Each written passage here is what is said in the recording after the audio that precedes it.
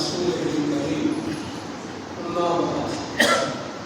فأعوذ بالله من الشيطان الرجيم بسم الله الرحمن الرحيم قال الله تبارك وتعالى في القرآن المجيد والفرقان الحميد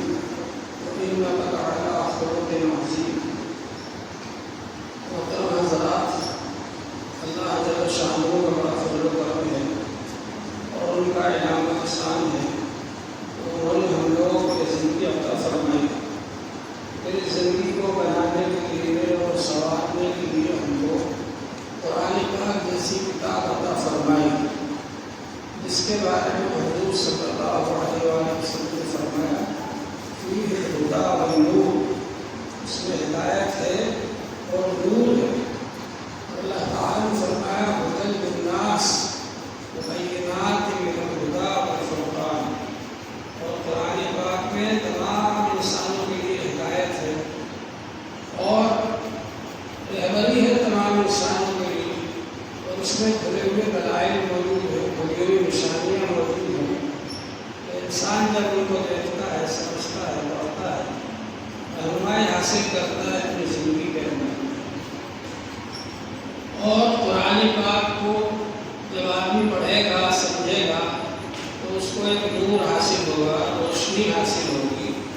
اور اس روشنی میں، نور میں اس کو نظر آئے گا کیا حلال ہے، کیا حرام ہے، کیا جائز ہے، کیا ناجائز ہے، کیا اچھا ہے، کیا برا ہے، کیا شر ہے، کیا خیر ہے. تو یہ نور جو ہے،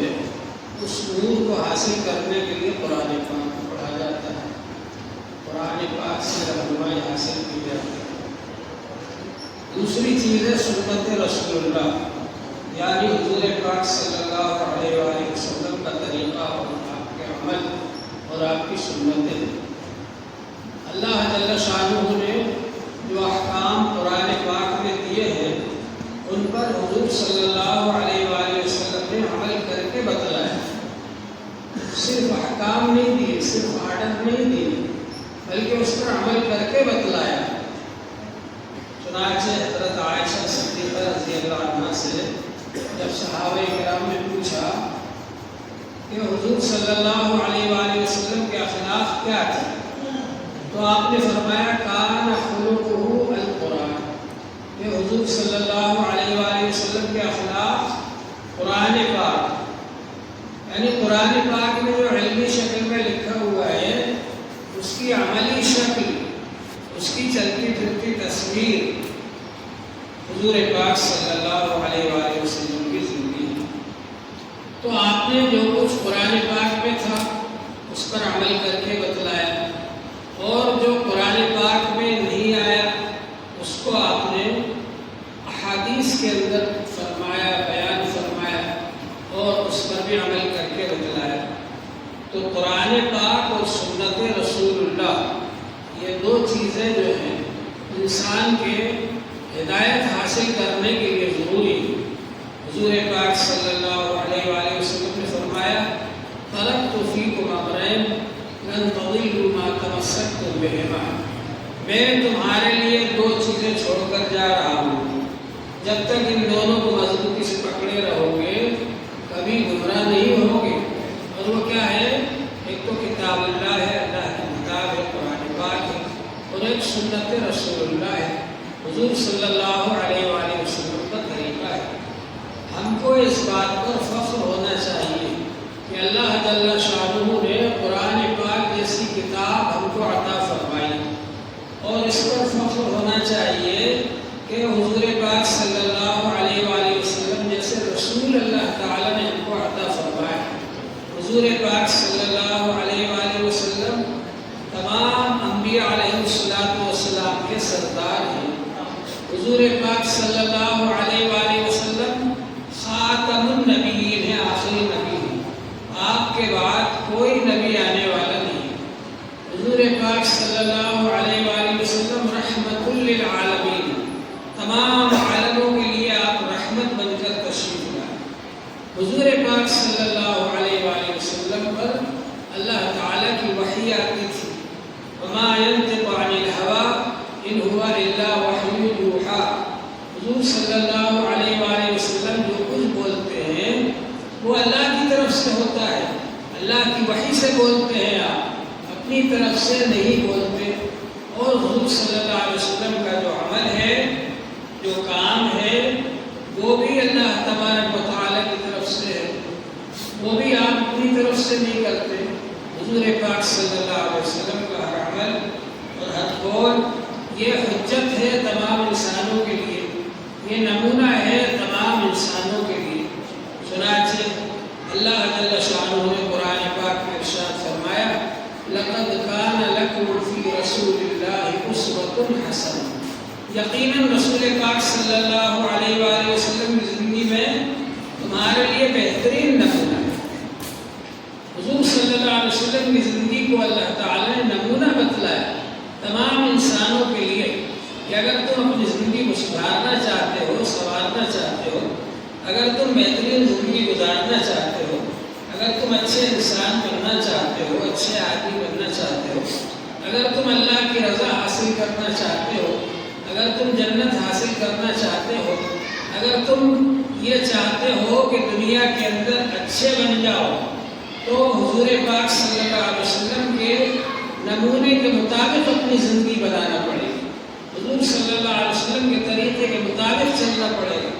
حضور صلی اللہ علیہ وسلم کے عمل کے مطابق عمل کرنا پڑے گا۔ حضور صلی اللہ علیہ وسلم نے جس طریقے سے جو کام کیا ہے اس طریقے سے کرنا پڑے گا، تو تمہاری زندگی اچھی ہو جائے گی۔ اللہ تعالیٰ کی نظر میں سب سے زیادہ پسندیدہ، سب سے زیادہ اچھی زندگی ہے حضور پاک صلی اللہ علیہ وآلہ وسلم۔ ان کے طریقے کے مطابق اگر عمل کرو گے تو تمہاری زندگی بھی اچھی ہو جائے گی۔ اللہ تعالیٰ نے فرمایا قرآن پاک میں کہ ان کنتم تحبون اللہ فاتبعونی یحببکم اللہ، اگر تم یہ کہتے ہو کہ ہمیں اللہ سے محبت ہے، اگر تم یہ دعویٰ کرتے ہو کہ ہمیں اللہ سے محبت ہے، تو رسول پاک صلی اللہ علیہ وآلہ وسلم کی جو سنتیں ہیں، جو طریقے ہیں، جو کام ہے، اس کی پیروی کرنا پڑے گی، اس کے مطابق اپنی زندگی بنانا پڑے گی۔ اگر تم نے حضور صلی اللہ علیہ وآلہ وسلم کے طریقے کے مطابق اپنی زندگی بنا لی تو تم کو یہ کہنے کی ضرورت نہیں پڑے گی کہ ہم اللہ سے محبت کرتے ہیں، اللہ تعالیٰ خود تم سے محبت کرنے لگے، اللہ تعالیٰ خود تم کو محبوب بنا لے گی۔ ایک آدمی وہ ہے جو کسی بڑے آدمی سے ملنا چاہتا ہے اور وہ چپراسی کی خوشامد کرتا ہے، چوکیدار کی خوشامد کرتا ہے، سیکریٹری کی خوشامد کرتا ہے، بڑی مشکل سے اس کے پاس پہنچتا ہے جس سے وہ ملنا چاہتا ہے۔ اور ایک آدمی وہ ہے جس سے کہ وہ خود ملنا چاہتا ہے، بڑا آدمی، تو وہ اپنی لال بتی کی گاڑی اس کے گھر بھیج دیتا ہے اور اس کو بلا کر اس سے ملاقات کر لیتا ہے۔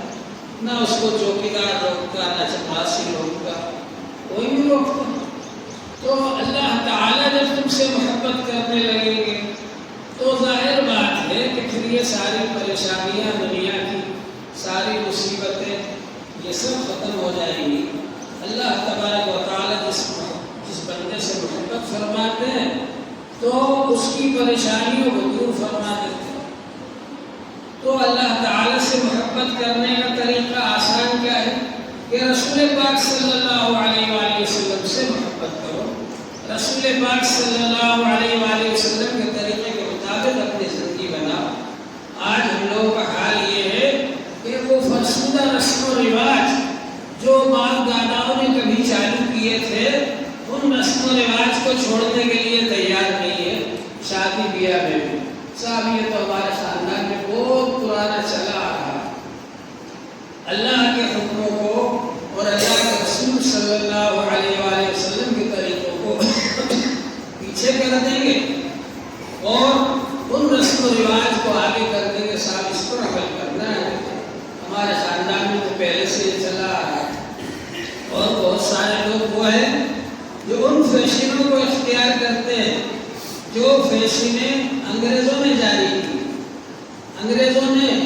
جن کو مار کر یہاں سے ہندوستان سے ہم لوگوں نے بھگا دیا، ابھی بھی ان کی فیشنوں پر، ان کے طریقوں پر رال بہاتے بہت سارے لوگ، پھر انگریزوں کی فیشن پر چلتے، رسول پاک صلی اللہ علیہ وسلم کے طریقے کو اختیار نہیں کرتے اپنی زندگی میں۔ آپ کو تو سب سے زیادہ عشق اور محبت رسول پاک صلی اللہ علیہ وآلہ وسلم سے ہونا چاہیے، جنہوں نے آپ کے لیے اپنی پوری زندگی قربانیاں دی، جنہوں نے پوری زندگی آپ کے لیے تکلیفیں برداشت کی، جنہوں نے پوری زندگی آپ کے لیے دعائیں کی، ان کے لیے ان کے طریقے پر آپ کو چلنا چاہیے۔ یہ معلوم کرنا چاہیے کہ حضور صلی اللہ علیہ وسلم کا کیا طریقہ ہے، کس وقت آپ نے کون سا کام کس طریقے سے کیا، یہ معلوم کر کے اس کے مطابق چلنا چاہیے، اس کے بجائے انگریزوں کی فیشنوں پر چلنا ہے۔